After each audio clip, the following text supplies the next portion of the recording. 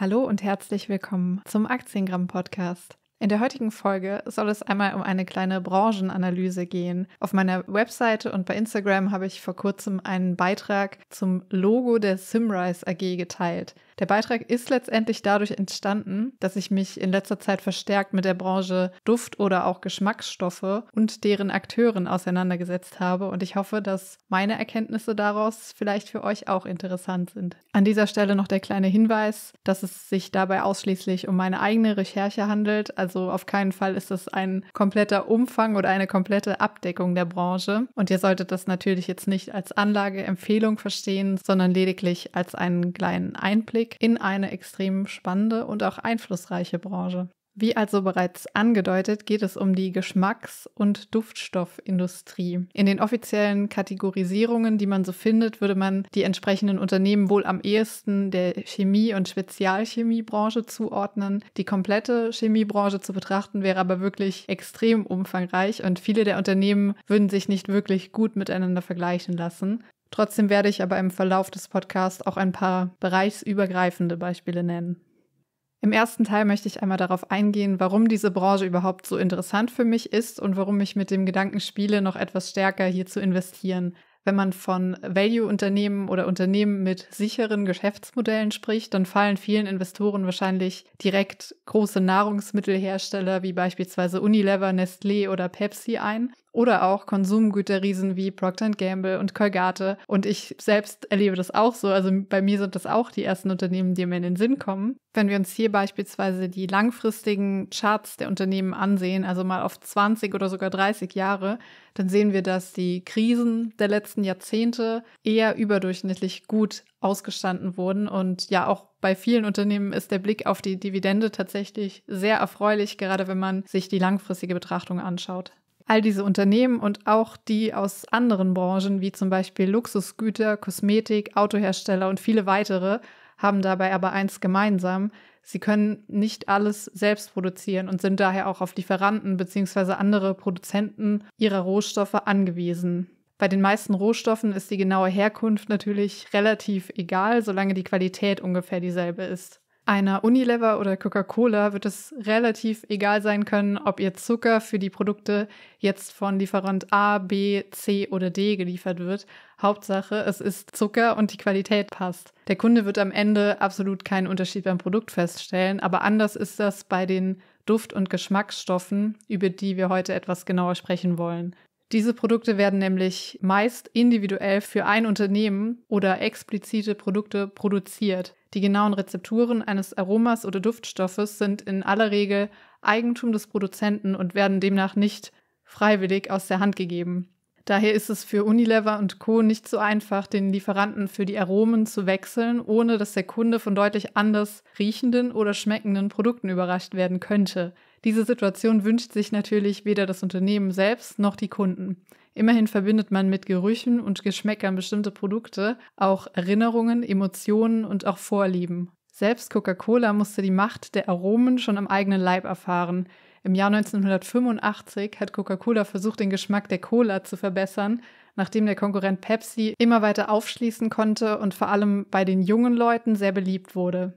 Coca-Cola hat also sogenannte Blindtests mit über 190.000 Probanden durchgeführt und behauptet, dass sie da ein Update gefunden haben, mit denen sie dann Pepsi überlegen sein sollten. Trotzdem ist die neue Coke kurz nach ihrer Veröffentlichung am 23. April 1985 zu einem der größten Flops der Firmengeschichte geworden. Die alteingesessenen Coca-Cola-Trinker hatten sich nämlich so sehr an das in Anführungszeichen normale Cola-Aroma gewöhnt, dass jede Abweichung für sie absolut inakzeptabel war, selbst wenn sie eigentlich besser sein sollte. Ein paar Wochen am 11. Juli 1985 und 40.000 Beschwerdebriefe später wurde die Rezepturänderung wieder rückgängig gemacht. Diese kleine Geschichte soll nur noch einmal unterstreichen, wie wichtig der Geruch und Geschmack für die Bindung von uns Menschen an bestimmte Produkte ist. Und genau dieser Fakt spielt den Herstellern von Duft- und Geschmacksstoffen natürlich sehr in die Karten. Solche Aromen kann man also durchaus als die heimlichen Stars vieler Lebensmittel beschreiben. Ein Blick auf die Webseite der Symrise AG beispielsweise zeigt aber auch, dass Lebensmittel nur ein Teilbereich sind. Aromen und Duftstoffe finden sich auch in jeglicher Kosmetik, in Parfum, in Sonnencreme, Hygieneartikel wie Zahnpasta in Tierfutter und überall, wo man uns mit Düften und Geschmack Botschaften und Erlebnisse überbringen will. Aus diesem Grund habe ich auch vorhin kurz die Autoindustrie angesprochen. Der Geruch eines neuen Mercedes oder BMW wird natürlich nicht dem Zufall überlassen. Spezialisten kümmern sich um den Geruch von Materialkombinationen und selbst hier kommen Duftstoffe zum Einsatz. Es gibt Schätzungen, dass jeder Mensch bis zu 50 Mal am Tag mit den Aromen und Düften der großen Hersteller in Kontakt kommt. Ich hoffe, dieser kurze Einblick konnte die unglaubliche Reichweite dieser Branche einigermaßen deutlich machen. In dieser Branche werden Produkte hergestellt, die selbst in Krisen von Unternehmen verschiedenster Branchen nachgefragt werden. Darüber hinaus können die Duft- und Geschmacksstoffhersteller Preisanpassungen relativ gut an die Kunden weitergeben. Denn wie bereits gesagt, ein Aroma oder ein Duft lässt sich nicht einfach so durch ein anderes Produkt ersetzen und kann maßgeblich einen sehr, sehr großen Einfluss auf den Erfolg eines Produkts haben. Als nächstes stellt sich natürlich die Frage, welche Unternehmen in diesem äußerst profitablen Markt eigentlich mitspielen. Der Marktführer in dem Bereich ist aktuell Givaudan aus der Schweiz mit einer Marktkapitalisierung von ca. 30 Milliarden Euro. Das Unternehmen hat knapp 17.000 Mitarbeiter, die weltweit verteilt arbeiten. Auf Platz 2 der größten Hersteller von Duft- und Geschmacksstoffen folgt die US-Firma International Flavors and Fragrances, die meist kurz nur IFF genannt wird oder IFF. Mit einer aktuellen Marktkapitalisierung von knapp 26 Milliarden Euro liegt das Unternehmen aber gar nicht so weit hinter Givaudan. Durchaus beachtlich finde ich, dass viele Investoren sehr oft in die USA blicken, ich aber bisher sehr wenig zu IFF in europäischen Medien gesehen oder auch gelesen habe. In unseren Medien bzw. in der europäischen Börsenlandschaft, sage ich mal, geht es häufig nur um das Rennen zwischen Givaudan und der Symrise AG. Symrise ist aber tatsächlich aktuell in Anführungszeichen nur noch der viertgrößte Hersteller in diesem Vergleich. Auf den drittgrößten möchte ich gleich noch etwas genauer eingehen. Die Symrise AG hat ihren Standort in Holzminden in Niedersachsen. Weltweit beschäftigt das Unternehmen über 11.000 Mitarbeiter und hat derzeit eine Marktkapitalisierung von ca. 15,5 Milliarden Euro. Ich denke, der DAX-Konzern als größtes deutsches Aushängeschild in der Branche Duft- oder auch Geschmacksstoffe ist wahrscheinlich vielen von euch schon ein Begriff. Im Vergleich zu einigen Konkurrenten fällt Symrise dadurch auf, dass sie vor einigen Jahren in die stark wachsende Branche des Heimtierbedarfs eingestiegen sind. Das Wachstum des Gesamtkonzerns ist laut eigenen Aussagen ebenfalls seit einigen Jahren über dem Durchschnitt der Branche.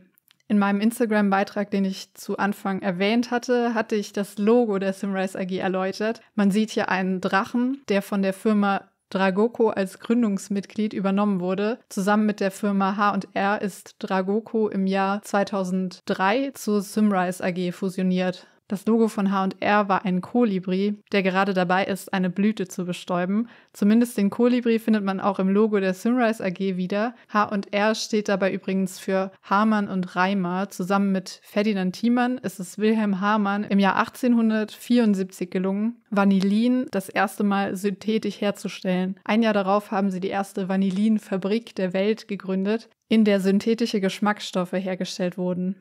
Und der Kolibri erinnert dabei an den eigentlichen Ursprung der Vanille, denn auch heute gehört echte Vanille wahrscheinlich zu den größten und teuersten Lagerpositionen der Aromenhersteller weltweit. Ursprünglich kommt die Vanille tatsächlich aus Mexiko, auch wenn wir sie inzwischen eher mit Madagaskar verbinden. In Mexiko war diese kleine heimische Vogelart, die auch heute noch im Logo von Symrise zu sehen ist, für die Bestäubung der Blüten zuständig. Und nachdem man in Madagaskar ein weiteres ideales Anbaugebiet für die Vanille gefunden hatte und sie erfolgreich angepflanzt hat, wurde zunächst auch versucht, diesen Kolibri für die mühsame Bestäubungsarbeit hier anzusiedeln, leider ohne Erfolg. Neben den hohen Ansprüchen der Vanille an ihre Umgebung ist ein weiterer Grund, warum echte Vanille so unglaublich teuer ist, der Fakt, dass sie in Madagaskar von Hand mit kleinen Stäbchen bestäubt werden muss. Es laufen also unzählige Plantagenmitarbeiter durch die Anbauflächen und müssen jede einzelne Pflanze manuell bestäuben. Aber genug zur Geschichte der Vanille, kommen wir zum interessanten drittgrößten Unternehmen der Branche. Die Rede ist vom Schweizer Unternehmen Firmenich. Derzeit gilt Firmenich noch als größtes privat geführtes Familienunternehmen der Branche. Vor ein paar Monaten ist jedoch bekannt geworden, dass sich das niederländische Chemieunternehmen DSM und Firmenich zusammenschließen werden. Das neue Unternehmen wird den Namen DSM Firmenich tragen und soll voraussichtlich im ersten Halbjahr 2023 an der Amsterdamer Börse gelistet werden. Mit Blick auf die Marktkapitalisierung der beiden einzelnen Unternehmen wäre die Fusion dann wohl der neue Weltmarktführer für Geschmacks- und Duftstoffe und würde sogar Givaudan von seiner Pole Position verdrängen.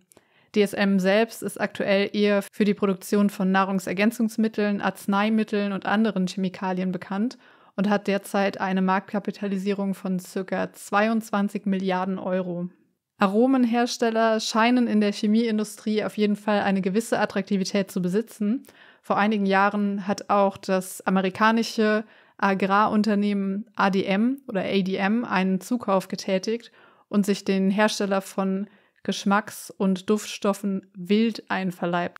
Ich glaube, bis hierhin habe ich schon 5 der größten Aromenhersteller angesprochen und man kann schon ahnen, dass es unwahrscheinlich schwierig ist, wirklich das beste Unternehmen hier rauszufinden. Zumindest wenn man vielleicht eher fachfremd ist, wie es bei mir der Fall ist und jetzt nicht die tiefen Einblicke in diese Branche hat.